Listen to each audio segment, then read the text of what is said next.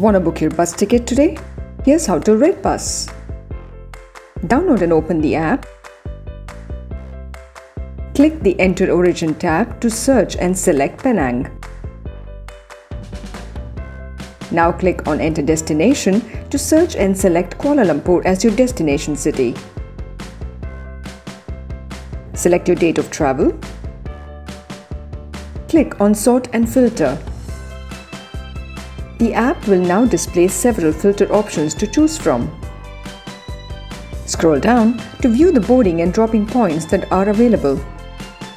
The app will display the top boarding points in Penang.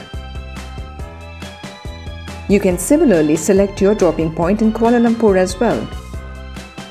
Click on Apply after selecting your filters. Select the bus of your choice from the range of options that are displayed. Select your seat and then click Done. Select your boarding and your dropping points and then click Proceed. Enter your passenger and contact information and click Continue Booking. Verify your trip details, enter your offer code and select your mode of payment.